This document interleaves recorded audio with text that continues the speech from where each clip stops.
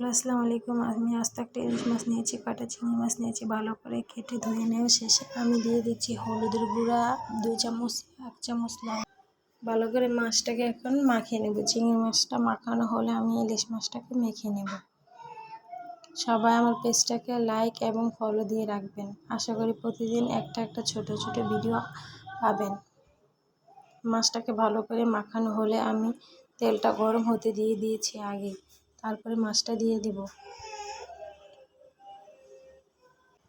মাছটাকে ভালো করে ভেজে আমি ইলিশ মাছটা ভাজা রাখবো। আমার মাছ ভাজা শেষ। আমি এখন হালকা করে চিংড়ি মাছটাকে ভেজে নিয়েছি।